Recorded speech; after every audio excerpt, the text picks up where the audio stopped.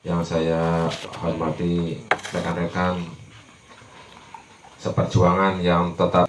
Assalamualaikum warahmatullahi wabarakatuh.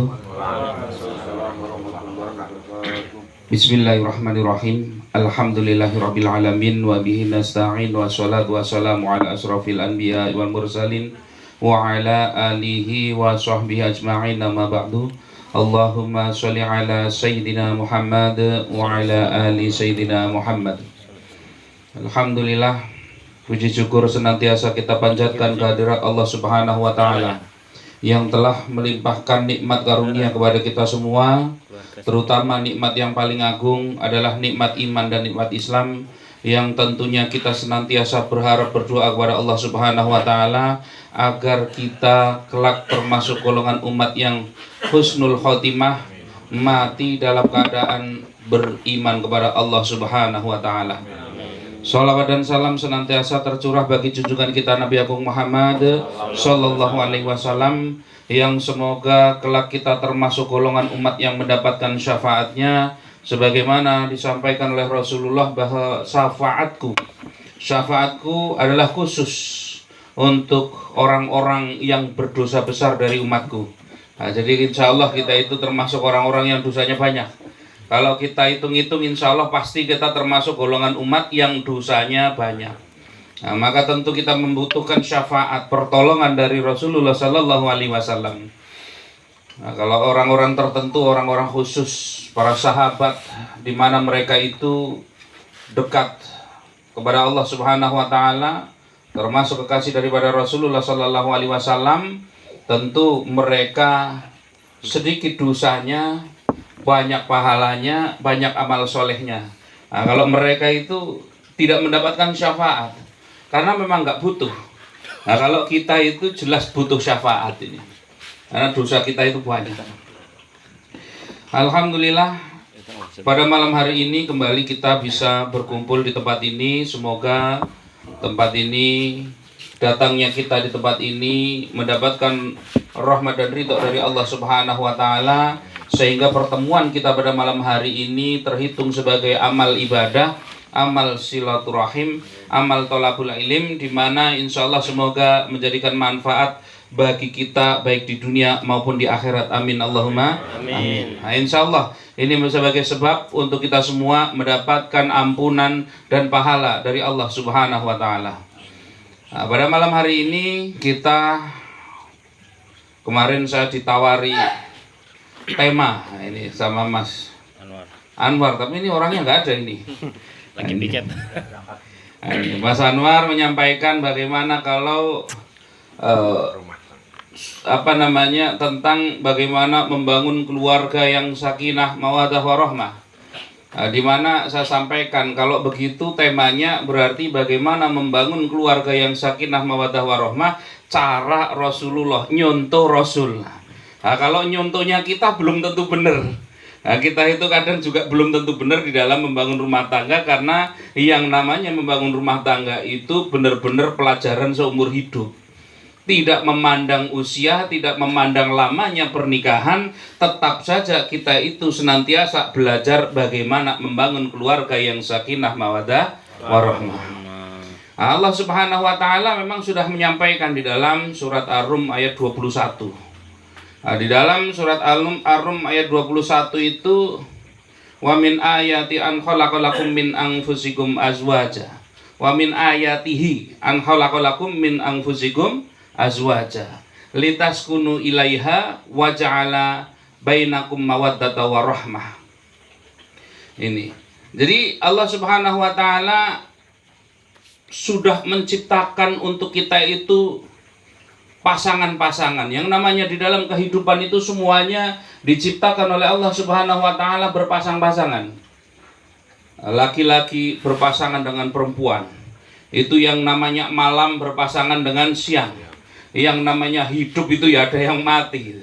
Semua serba oleh Allah Subhanahu wa taala berpasang-pasangan, termasuk adalah manusia. Di mana manusia berpasang-pasangan diciptakan. Wa ja'ala bainakum mawaddata warahmah, supaya menjadikan mereka itu oleh Allah Subhanahu wa taala di antara mereka munculnya mawaddah warahmah, adanya mawaddah dan rahmah. Biasanya kalau ada orang nikahan itu kita mendoakan semoga menjadi keluarga yang sakinah, mawaddah, warahmah. Ini samawa. Nah, ini kira-kira bagaimana maksud daripada ini? Ini maksud daripada ayat ini apa? Di mana Allah Subhanahu wa taala itu menjadikan kita itu mawaddah warahmah. Mawaddah itu adalah rasa cinta. Lebih sederhananya itu mawaddah itu rasa cinta. Rahmah itu kasih sayang. Bedanya apa ini bedanya? Kira-kira bedanya apa? Jadi Allah Subhanahu wa taala menciptakan bagi laki-laki itu perempuan supaya muncul di dalam dirinya itu mawaddah warahmah. Ketika kita itu menikah, misalkan Mas Supri ini. Nah, ini kan yang belum lama nikah ini.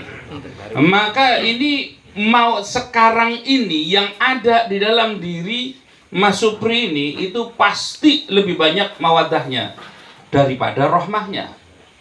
Mawaddah itu adalah rasa cinta, di mana rasa cinta itu fokusnya adalah dia melihat kelebihan dari pasangannya.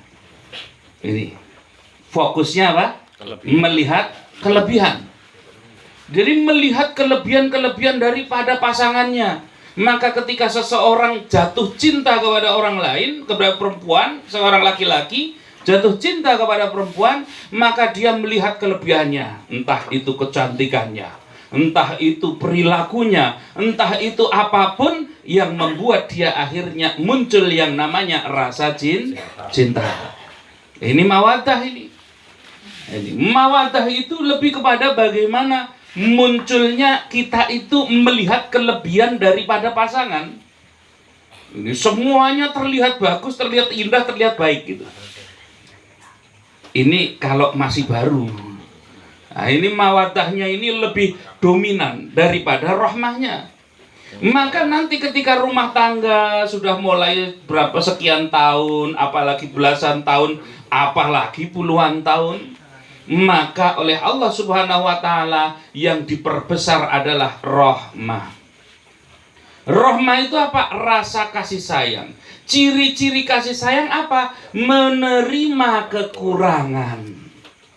Menerima apa? Kekurangan. Nah, kalau masih baru kan semua yang ditunjukkan yang bagus-bagus.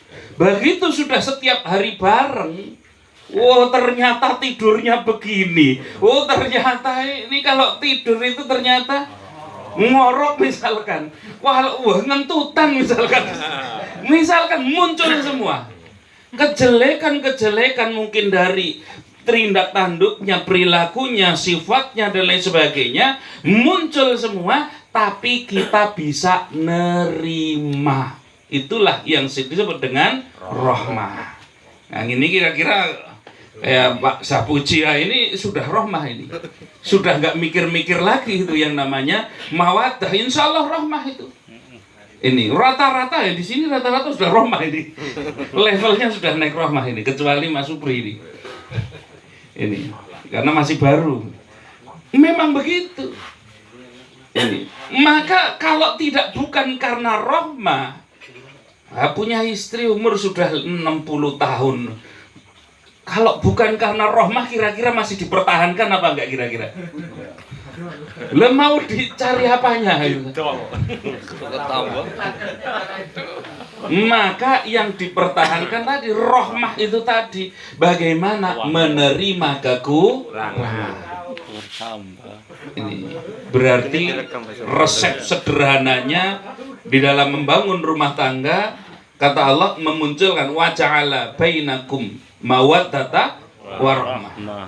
Dimunculkan supaya muncul kita melihat kepada pasangan kita, yaitu kelebihan-kelebihannya dan menerima kekurangannya. Ini antar laki-laki dan perempuan harus seperti itu.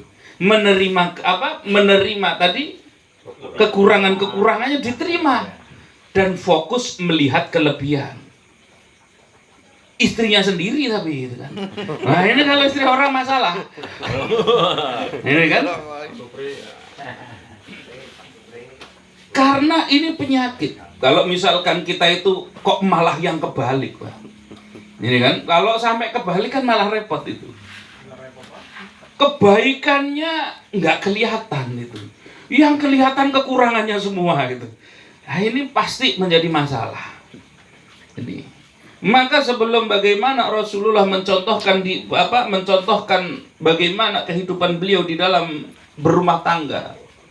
Ada sebenarnya kunci sederhananya itu adalah dengan memahami. Memahami apa? Memahami antara kewajiban bagi masing-masing. Kewajiban bukan hak.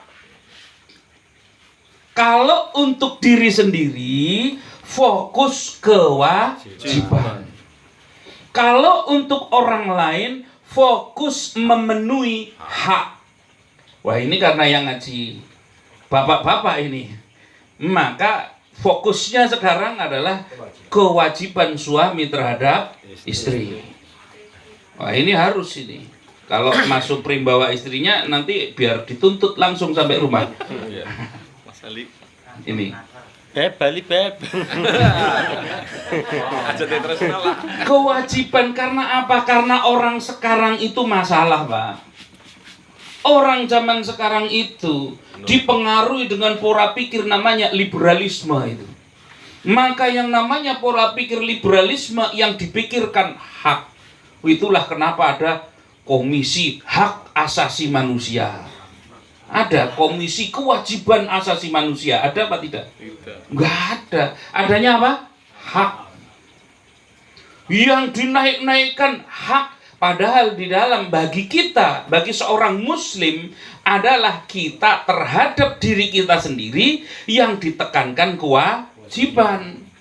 Kalau setiap orang melaksanakan kewajiban, maka setiap orang tertunaikan haknya. Betul apa tidak?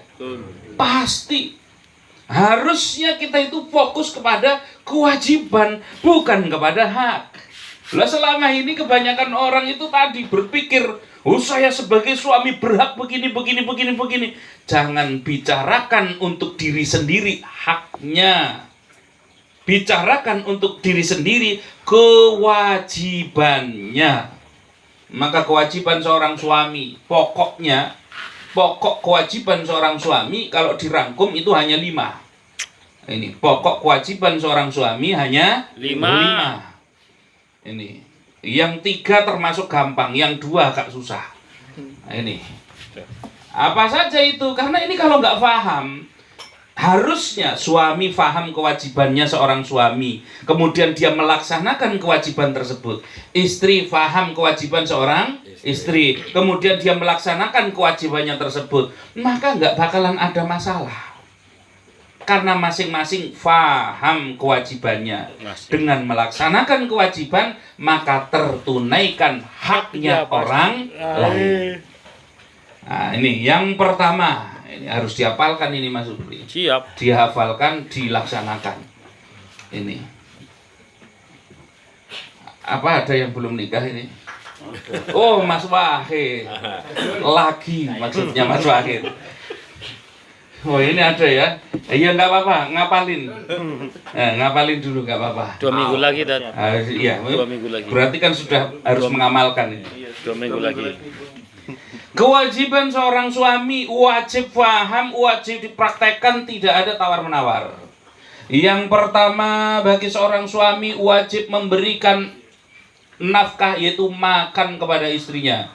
Nah, ini kebutuhan tentang pangan, maka wajib dipenuhi.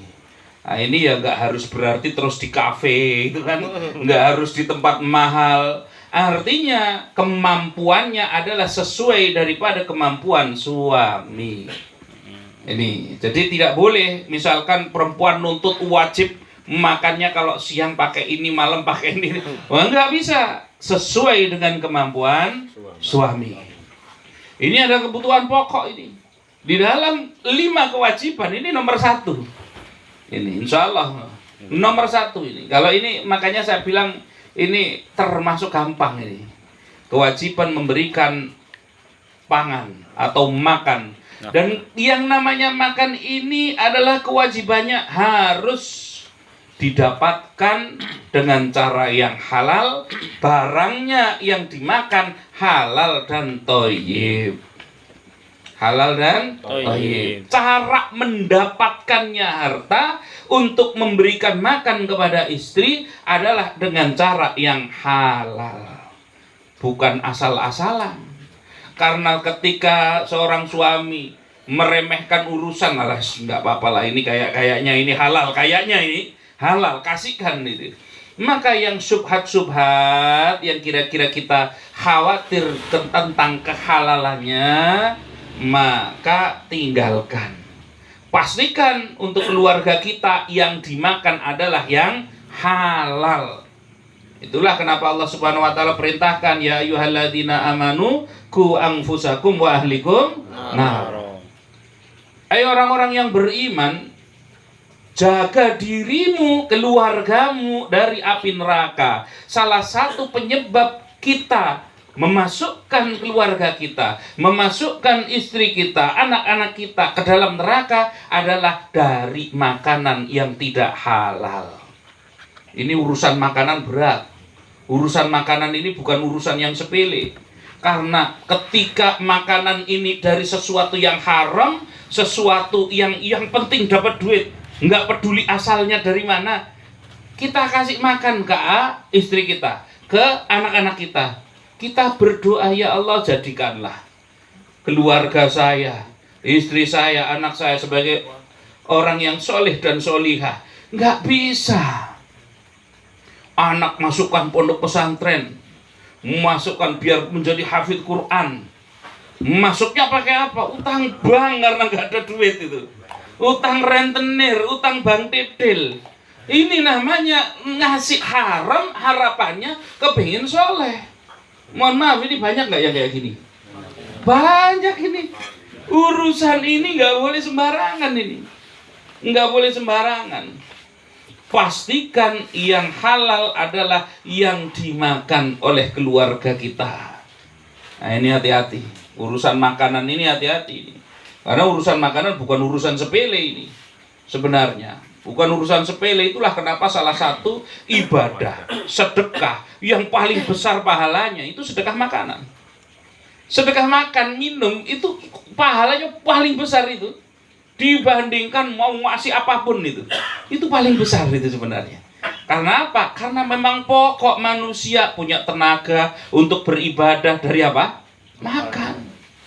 Dari makanan. Makanya alhamdulillah ini ada Inpro yang kita itu berusaha membantu guru-guru ngaji yang didistribusikan beras. Berasnya dipakai untuk makan. Makan menjadi tenaga. Tenaga untuk ngajar santri, alif bata dan seterusnya. Maka kita masuk itu di dalam golongan apa? Ya tadi termasuk golongan daripada siapa yang membuat satu kebaikan. Mansana fil Islam sunatan hasanatan falahu ajruha wa ajru man amila biha ba'daha. Mansana, siapa yang mengada-adakan sunatan fil Islam sunatan hasanatan, di dalam Islam sunatan hasanatan, suatu perbuatan yang baru, ya. Ini jadi sesuatu perbuatan yang baru ini. Nah, hasanatan tapi bagus.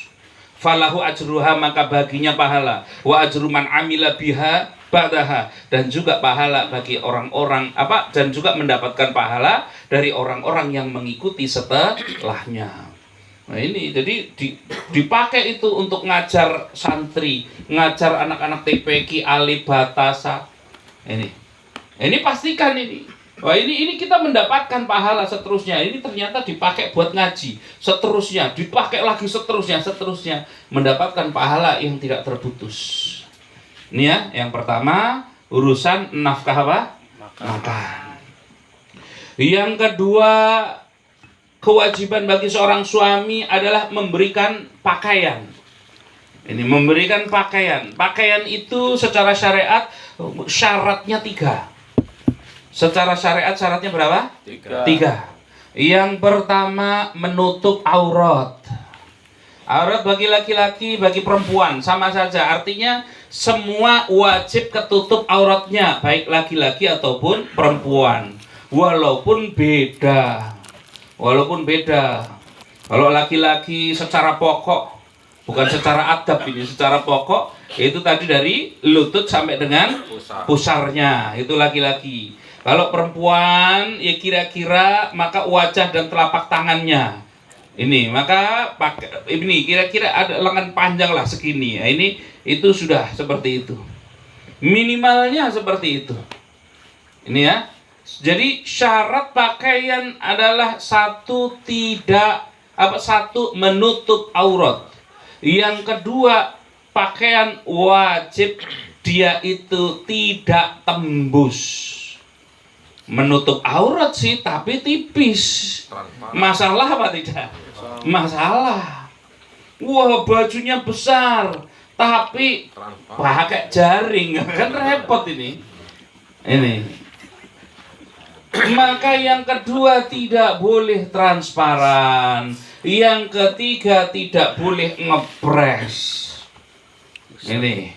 Astagfirullah. Ya sudah bagus sih nutup aurat perempuan pakai kerudungnya, sudah pakai kerudung, sudah nutup aurat, bahannya tebel, tapi kayak lemper, kan masalah ini. Ada apa enggak itu? Ada.